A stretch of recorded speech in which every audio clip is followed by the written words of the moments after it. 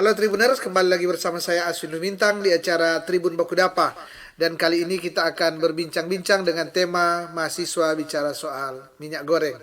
Saya kira ini menarik ya karena sekian lama minyak goreng ini jadi pembicara hangat karena ini memang kebutuhan banyak orang, terutama emak-emak ya, emak-emak yang pusing mau menyediakan makanan yang gimana ke suami dan anak karena minyak goreng ini sempat langka. Kemudian ketika ada harganya selangit ya, harganya selangit sehingga tentu banyak komponen ya, banyak stakeholder yang bersuara termasuk kalangan mahasiswa. Dan kali ini juga saya mengundang seorang mahasiswa ya, aktivis mahasiswa untuk bicara soal minyak goreng ini.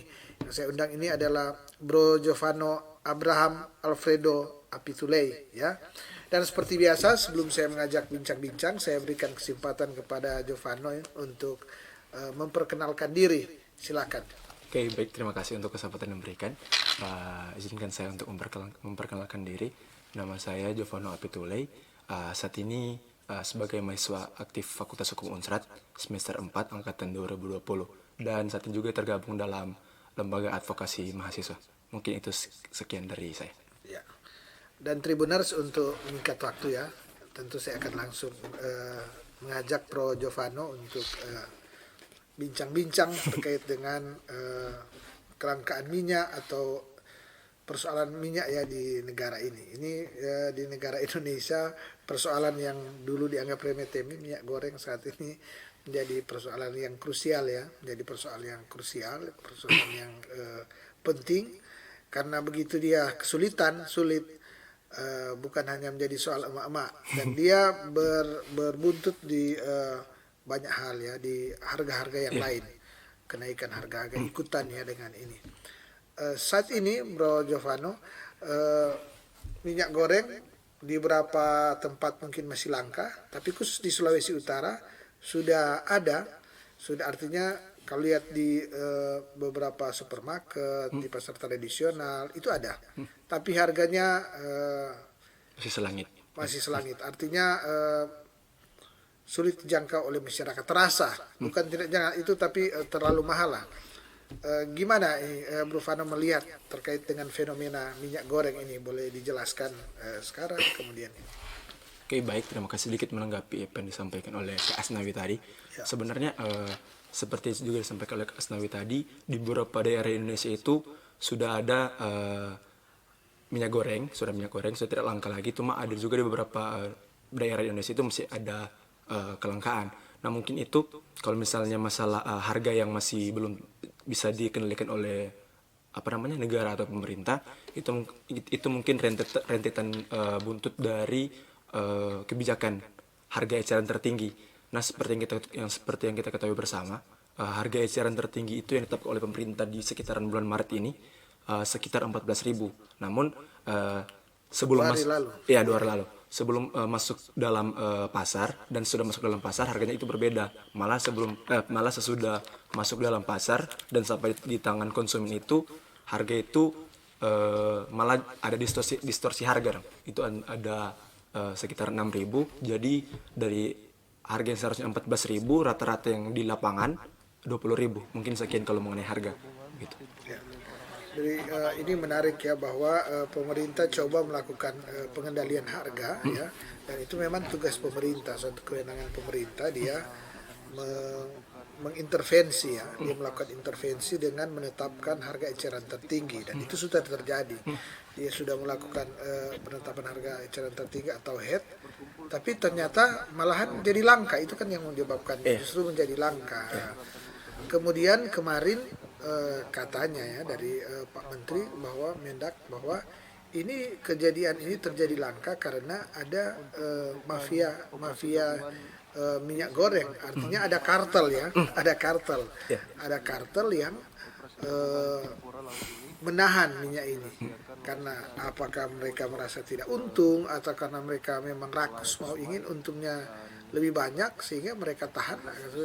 Nah, sebagai mahasiswa kira-kira gimana ini bahwa pemerintah boleh dikata ternyata tidak mampu untuk mengendalikan ini ya, Bahkan secara terbuka menteri mengatakan bahwa memang ada mafia. Artinya gini, seorang menteri perdagangan tahu bahwa Mafia. ada mafia, ada indikasi ada mafia, ada penimbunan, tapi dia tidak bisa bikin apa-apa. Menurut Giovanna, seorang mahasiswa gimana? Ini karena apa ini? Mungkin Apa yang lemah? mungkin sedikit menanggapi. Ya. Mungkin sebelum masuk ke dalam poin konkret, Ya. kita mungkin mesti tarik dulu dari landasan filosofis tentang pemerintah, upaya pemerintah dalam Ya. menjamin kemakmuran kesejahteraan masyarakat. Ya. Nah, kalau misalnya kita mengetahui mengenai teori welfare state, negara sebagai negara kesejahteraan, gagasan itu kan yang mana negara menjamin kesejahteraan masyarakat di setiap sektor kehidupan bermasyarakat dengan memberikan pelayanan, bantuan, dan perlindungan. Nah, mungkin kalau misalnya berbicara dengan langkah-langkah pemerintah selama ini Ya. terhadap penanganan kelangkaan dari Minyak goreng. minyak goreng, sudah banyak sebenarnya dari upaya-upaya. Mungkin dari yang Kak Asna bilang tadi, ada penetapan head, dan juga ada kebijakan-kebijakan DMO dan juga DPO begitu. Nah juga kalau misalnya sebelum masuk juga ke dalam poin, memang tujuan dari negara, kalau misalnya kita belajar ilmu negara itu ada yang pertama itu pastinya kemakmuran kesejahteraan umum, itu tujuan dari negara, dan mungkin fungsi dari negara itu semerta-merta untuk kesejahteraan rakyatnya. Jadi sebenarnya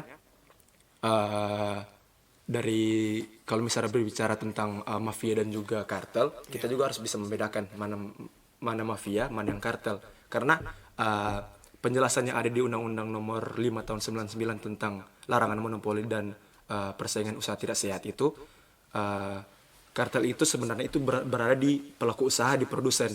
Nah, seperti yang disampaikan tadi kan, kalau misalnya kartel itu kan ada suatu kerjasama atau dari masing-masing perusahaan untuk menetapkan suatu harga dan memonopoli pasar.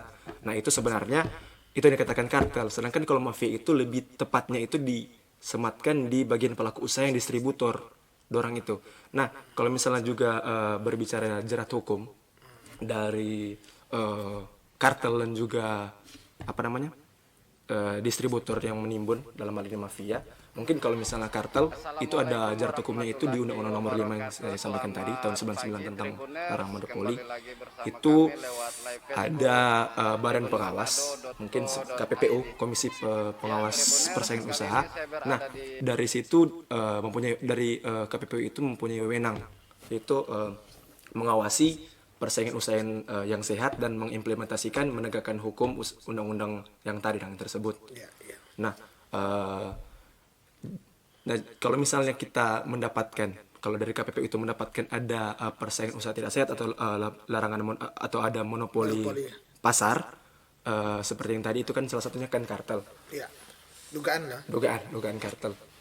Nah, kalau misalnya juga kita melihat aturan-aturan yang di bawah itu yang dalam undang-undang tersebut, itu KPPU bisa menindak dengan langkah apa? Langkah tindakan sanksi administratif. Nah, mungkin poinnya di langkah tindakan sanksi administratif itu, perusahaan itu mempunyai keuntungan. Nah, itu dipotong setengah, 50% atau 10%. Terus itu dijadikan denda atau sanksi, begitu. Nah, terus kalau misalnya berbicara mengenai mafia yang sering kita dengar saat ini, ya oknum-oknum tidak bertanggung jawab menimbun minyak untuk kepentingan pribadi, ada jerat hukumnya juga. Kalau misalnya juga kita lihat dalam Undang-Undang Nomor 7 Tahun 2014 tentang perdagangan, mungkin tepatnya itu pasal 29 ayat 1 yang menyebutkan bahwa pelaku usaha dilarang untuk menyimpan barang-barang pokok atau barang-barang penting di saat menyimpan barang-barang pokok, barang-barang penting dalam jumlah waktu dan jumlah barang tertentu di tengah-tengah kelangkaan atau gejolak harga. Nah, itu kalau misalnya menindak mafia tersebut, itu ada sanksi pidana. Jadi ada di pasal 107 dari undang-undang yang tadi, ada ketentuan pidananya, yaitu 5 tahun penjara dan juga denda sebesar, kalau tidak salah, 500 miliar rupiah. Mungkin itu kalau misalnya tanggapan mengenai kartel dan mafia. Jadi kita harus membedakan mana yang kartel, mana yang Mana mafia. ya. Begitu. Dia menarik, jadi Tribunner saya kira menarik ini ya, bahwa dikatakan bahwa ada dugaan jadi mafia, ada kartel ya. Jadi persoalannya sekarang bahwa semuanya itu kan sudah terjadi. Kelangkaan minyak sudah terjadi. Toh. Pemerintah sudah melakukan intervensi harga, melakukan penekanan dengan kuasanya dia, yaitu betul. dengan menetapkan harga eceran tertinggi, head. Persoalannya itu semua tidak jalan. Efektif. Karena Betul dia tidak jalan dan tidak efektif, maka kesejahteraan dari masyarakat yang disebutkan oleh Giovanni tadi tidak terjadi. Karena apa? Karena malahan terjadi kelangkaan minyak. Ini berarti kan terbalik dari teori tadi bahwa tujuan dari suatu negara, suatu pemerintah adalah mensejahterakan masyarakat. Nah, sekarang persoalannya bahwa ada kita tidak tahu apakah benar ada mafia atau ada kartel. Banyak orang, banyak pengamat hanya menduga-duga bahwa ada mafia, ada kartel. Dan entah artinya gini, entah itu penimbunan terjadi di produsen atau di distributor. Ya, betul. Itu adalah tugas daripada negara oleh pemerintah untuk Menjamin kesejahteraan. mencari tahu itu. Betul. Mencari tahu dan memberi sanksi sesuai yang Giovanni katakan tadi kan. Nah, yang jadi persoalan adalah Pak Menteri sudah mengungkapkan bahwa ada mafia. Ada mafia. Tapi kemudian saya tidak tahu apakah sudah ada tersangka tidak yang ditahan.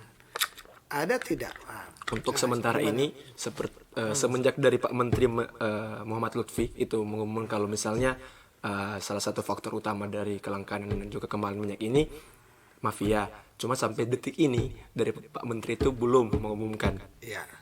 mafia Jadi, tersebut. artinya kan jadi tentu yang ditunggu oleh kita termasuk kalangan mahasiswa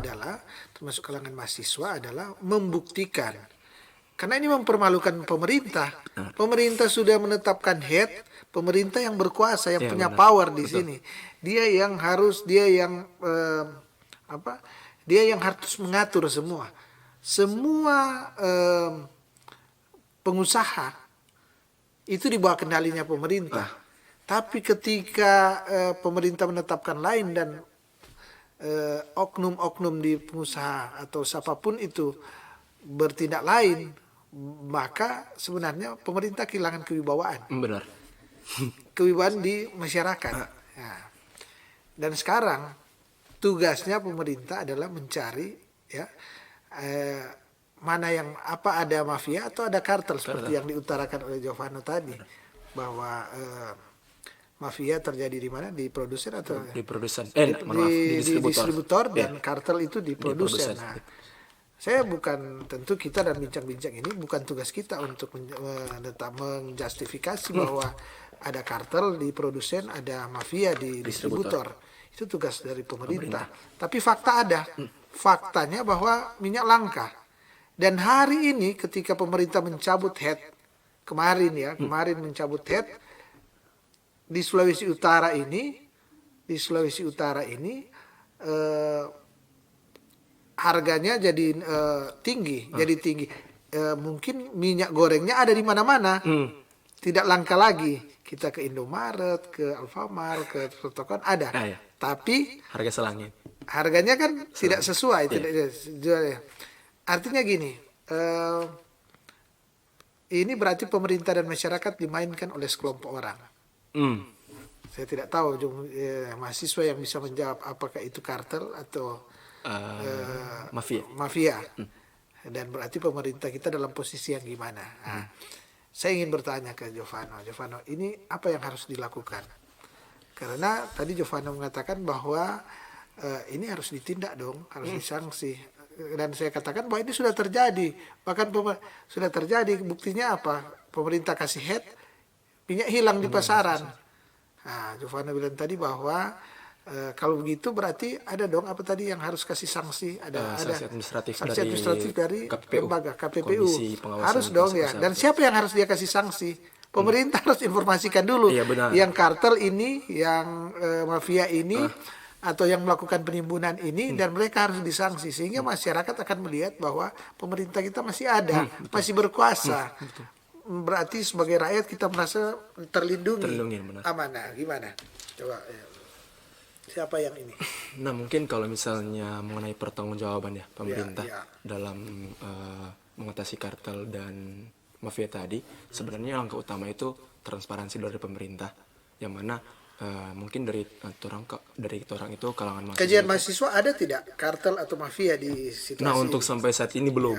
Yang baru membahas sepengetahuan saya, Iya. yang baru membahas mengenai minyak goreng ini kebetulan masih pertama di Tribun Podcast ini.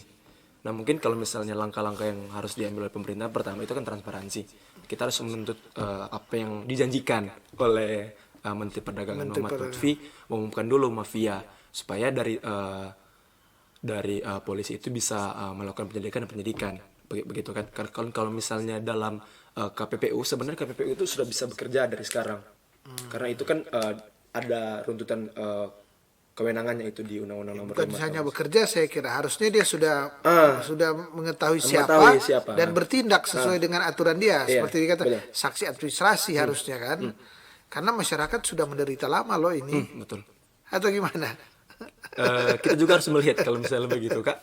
Mungkin kenapa sampai detik ini kalau berbicara mengenai KPPU belum bisa membongkar dari kita sebagai Kita punya polisi, punya tentara yang boleh melihat ini kan, boleh melakukan investigasi. Kita punya ahli jago loh, polisi memang tugasnya hari-hari gitu.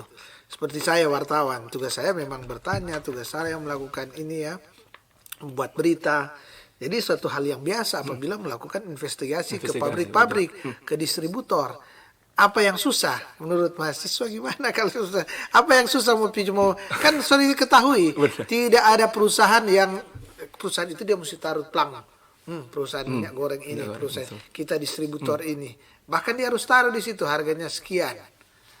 Nah, apa yang susah kira-kira menurut Giovanni sehingga belum bertindak baik di pusat maupun di daerah? Orang belum lihat ada kewibawaan pemerintah untuk melakukan penindakan. Kira-kira analisa Giovanni gimana? Mungkin analisa sedikit dari saya mengenai hal tersebut, mungkin mengenai kartel yang KPPU belum sampai bergerak sampai saat ini. Yang pertama itu antara tidak ada kasus yang mengenai kartel, jadi itu mungkin memang pure dari distributor. Yang kedua ada kepentingan apa? Mungkin dari Siapa yang ada kepentingan? Siapa ada kepentingan? Nah itu mungkin pemerintah sendiri yang bisa menjawab siapa ada kepentingan mengenai hal Apakah tersebut. pengusaha punya kepentingan?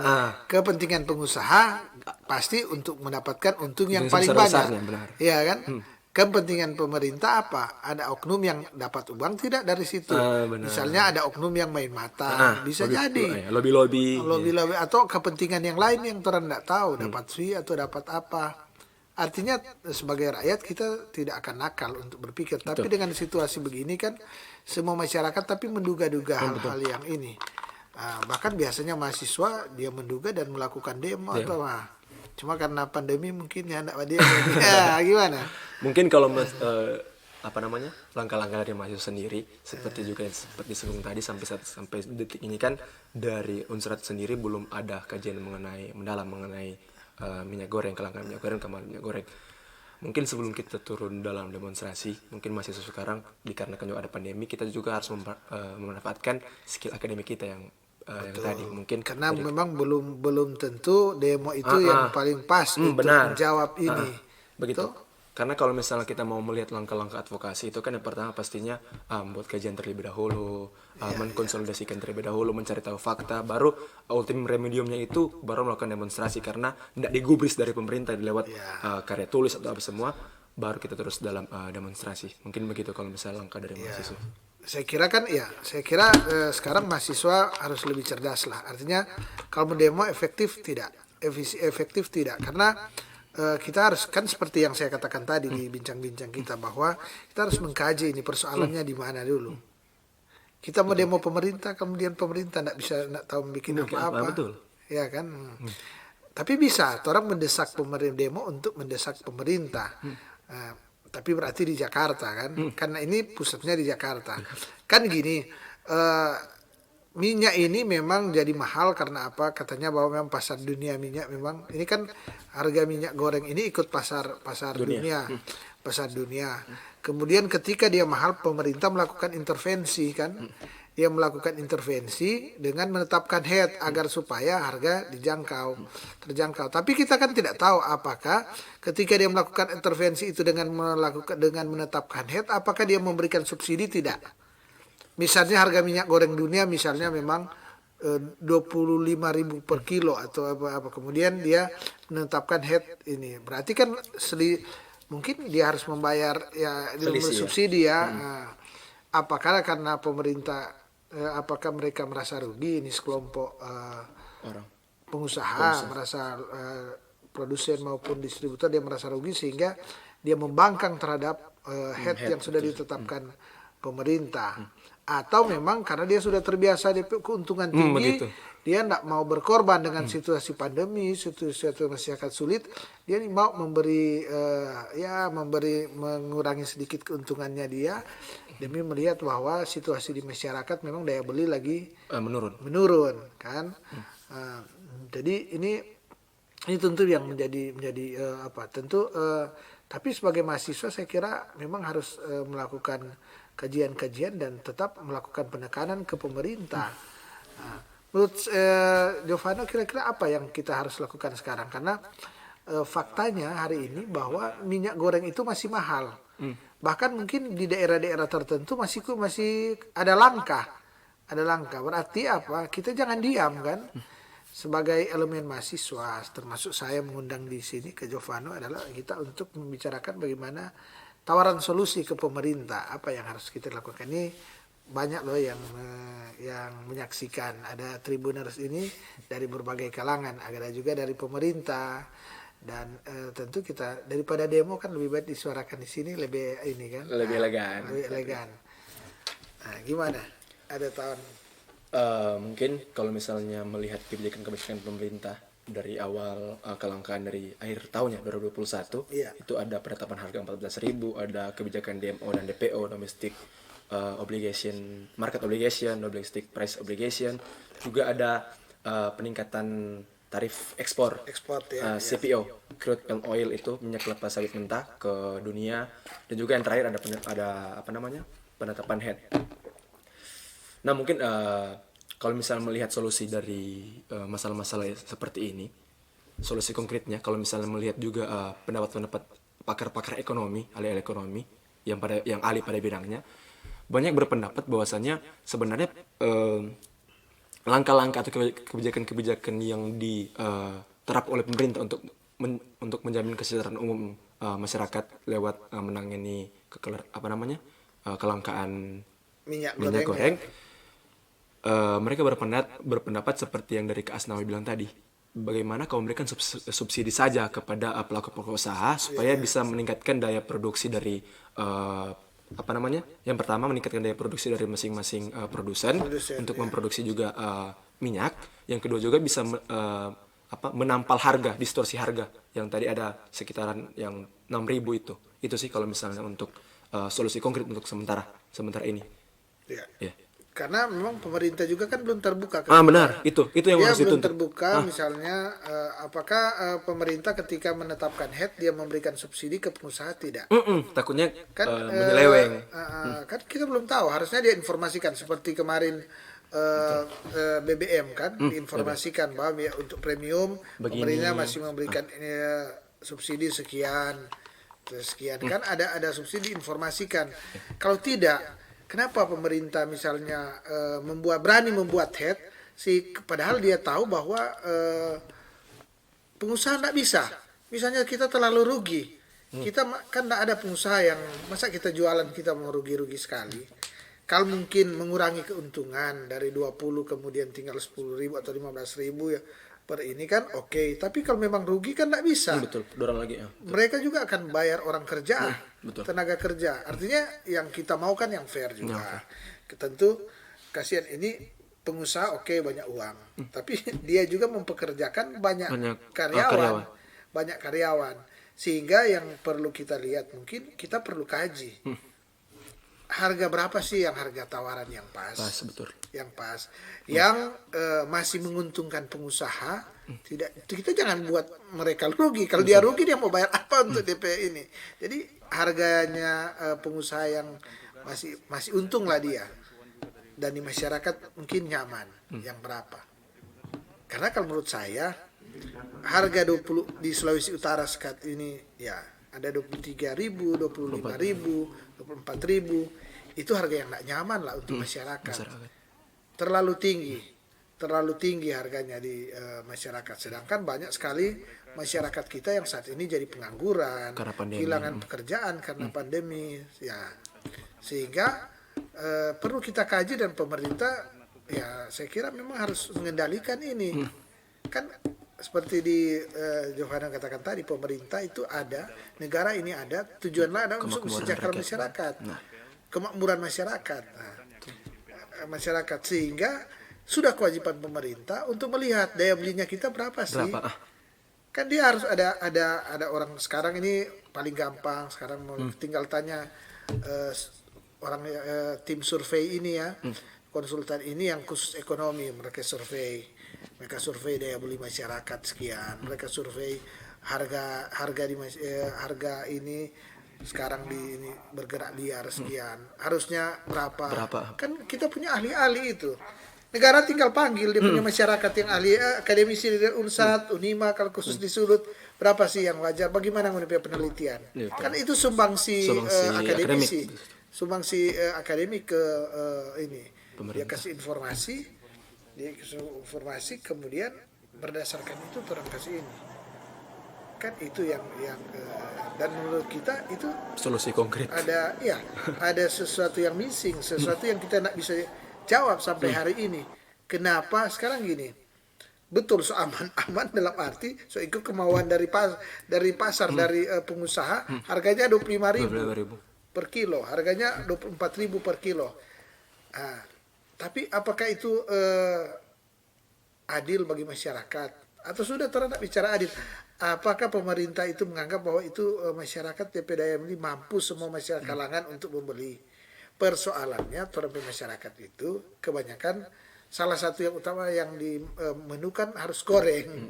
Walaupun sekarang kan ada sosialisasi bahwa masak tanpa minyak goreng. Oke, kan, tapi kan tetap kita harus lihat juga UMKM, pengusaha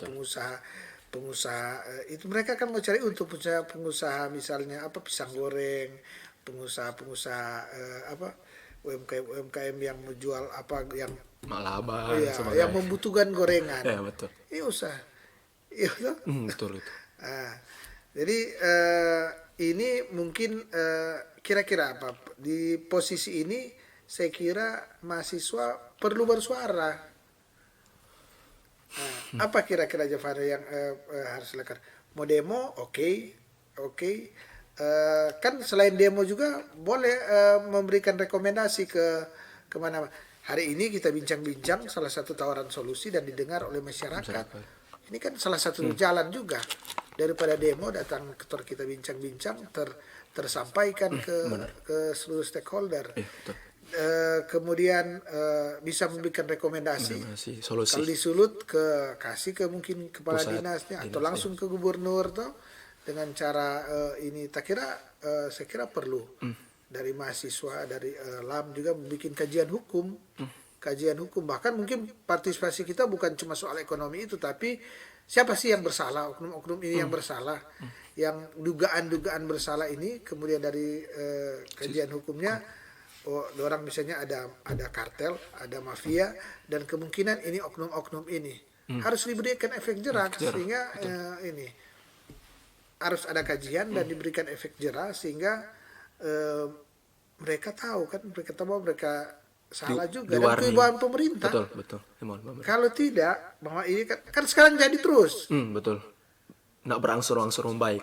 Bisa salah, bisa benar, tapi begini, sebagai awam saya akan mengatakan bahwa hari ini bahwa bisa saja saya berargumentasi karena dalam ketidaktahuan ya, bahwa berargumentasi bahwa pengusaha ini semakin untung besar. Ada yang rakus di sini. Ada yang rakus. Masyarakat semakin menderita. Masyarakat yang mana? Masyarakat yang kehilangan pekerjaan hari ini. Masyarakat yang dia kerja serabutan. Dan itu berimplikasi ke harga-harga yang lain pasti naik. Iya, betul. Dan saya kira mahasiswa sebagai ujung tombak masyarakat, Agent of change. Iya, agen perubahan, harus dong melakukan sesuatu. Selain hari ini kita bincang-bincang. Itu. Mungkin sedikit menanggapi Kak, ya. apa yang disampaikan Kak tadi. Memang eh, melihat kenyataan di lapangan sekarang dalam kehidupan bermasyarakat atau kehidupan mahasiswa, memang untuk saat ini mahasiswa ini melihat dari sisi dari Unsrat, memang dari mahasiswa sendiri mungkin sampai saat ini seperti yang saya sampaikan tadi belum ada kajian-kajian mendalam, belum ada konsolidasi mengenai pergerakan lebih lanjut mengenai pengatasan minyak goreng ini. Memang masih kurang peduli mahasiswa karena mungkin dari mahasiswa pribadi belum belum terdampak langsung terhadap kebijakan seperti ini. Namun sebenarnya kita sebagai mahasiswa Tapi harus seharusnya peka dong. harus Mahasiswa peka. biasanya peka. Karena orang itu menjunjung tinggi idealisme. Nah, oleh karena itu orang itu kan sebagai agent of change, sebagai perpanjangan atau jembatan dari kaum intelektual kepada masyarakat, juga kepada pemerintah untuk membantu kehidupan bermasyarakat. Nah, memang itu sih yang masih agak berat dari pemerintah, dari mahasiswa sekarang karena kurang peka. Saya itu mahasiswa tahun 98-99 dan terlibat demo, bukan paling depan tapi ikut terlibat. Ya, karena apa? Mahasiswa itu dikatakan agen perubahan. Mahasiswa itu dia harus menunjukkan ke masyarakat bahwa dia punya daya kritis. Betul. Daya kritis. Ini mungkin bukan tidak merasakan langsung. Coba tanya ke mama di rumah. Betul. Pasti akan bilang oh iyo, cuma karena mungkin orang nggak belum care ke ini ini itu yang kurangnya ini. Sekarang masih sekarang mesti tanya, walaupun apalagi kalau di tempat kos pasti dia masak, walaupun dia mungkin kalau dia babli minyak goreng dulu dapat 5 sekarang kurang dapat 3 misalnya 3 sekian 3 2.000 atau 3.000 toh. Artinya ini sudah dirasakan, saya kira perlu juga karena masyarakat karena mahasiswa itu adalah ujung tombak masyarakat, agen perubahan, sehingga idealisme harus di setiap generasi harus ditunjukkan loh. Iya, dari tahun 70-an peristiwa Malari, peristiwa Orde Baru, peristiwa banyak, kemudian peristiwa tahun 98-99, mahasiswa itu selalu responsif ya, selalu responsif dalam bergerak. Dan persoalan-persoalan buruh kemarin yang undang-undang cipta kerja segala macam, mahasiswa juga terlibat. Jadi saya kira ini terserah dengan cara bagaimana ya,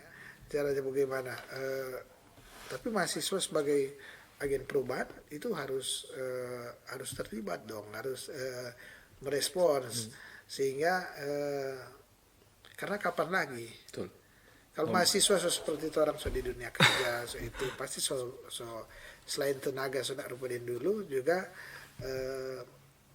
fokusnya sudah berbeda. Sudah berbeda. Tapi kalau mahasiswa melakukan kritik ke pemerintah dengan berbagai cara, saya kira memang harus begitu. Harus begitu ya. Jadi mungkin Kak perbincangan dari orang ini dapat disimpulkan mungkin dari kita pribadi ini menjadi short call atau warning call untuk mahasiswa, bukan hanya saja mahasiswa hukum insinyuris, tapi juga untuk mahasiswa lain dari bidang ekonomi turut untuk mengonsolidasikan hal seperti ini buat kajian. Betul. Agar supaya bisa juga memberikan rekomendasi solutif kepada pemerintah ya. Dalam menangani kelangkaan minyak goreng ini, karena memang untuk sampai saat ini malah banyak mahasiswa yang lebih care itu tentang perpindahan ibu kota negara, pemilu ditunda, itu kan nggak apa-apa, itu juga menarik. Itu juga memang berdampak juga kepada masyarakat. Namun sekarang kan isu yang paling panas yang yang harus ditangani terlebih dahulu ini kan untuk kebutuhan hari ini. Benar, itu betul. Dan Trimoders tentu banyak hal yang menarik, saya kira ini perbincangan minyak goreng ini ya, karena ini kebutuhan seperti yang saya katakan, kebutuhan hari-hari, kebutuhan kita. Benar. Ya, kebutuhan kita, sehingga saya kira apa yang kita perbincangkan ini tentu diharapkan kalau ada pemerintah yang dengar ya boleh kasih solusi ya. Ya ada teman-teman dari mahasiswa juga yang dengar, jangan diam ya, bukan memprovokasi, tapi saya kira di sini kita harus belajar kritis ya untuk mencari solusi. Iya, harus ada gerakan moral ya.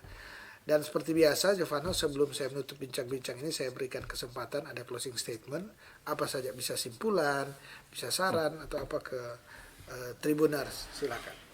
Mungkin sedikit closing statement dari saya, seperti juga yang disampaikan dan diperbincangkan tadi mengenai kelangkaan dan kemahalan minyak goreng, mungkin dari pemerintah harus lebih mendengar derita masyarakat daripada pelaku-pelaku usaha. Bukan menyampingkan pelaku usaha, tapi kembali lagi ke dalam tujuan negara, yaitu untuk semerta-merta kebahagiaan dan kemakmuran masyarakat. Begitu. Ya. Dan tentunya saya Asri Lintang mengucapkan terima kasih kepada Bro Jovano sama-sama, Kak. yang sudah hadir di tempat ini di studio podcast Tribun Bakudapa. Kita sudah berbincang-bincang terkait mahasiswa bicara soal minyak goreng, dan tadi banyak hal telah kita kupas ya terkait apa dan bagaimana kemungkinan yang terjadi ya sehingga sampai saat ini minyak goreng masih harganya masih Melonjak. tinggi ya, masih melonjak, dan semoga siapapun yang mendengar akan atau menyaksikan akan acara ini ya tentu boleh ikut membantu kita bersama mencari solusi yang terbaik. Tentu yang kita harapkan adalah solusi terbaik dari pemerintah yang memang masih yang memegang kendali tentu kehidupan Republik bermasyarakat. ini ya. Dan saya juga mengucapkan terima kasih kepada para Tribuners yang sampai saat ini masih setia menyaksikan akan acara Tribun Bakudapa. Dan kita akan bertemu lagi pada besok hari tentu dengan tema perbincangan yang berbeda. Mata lokal menjangkau Indonesia.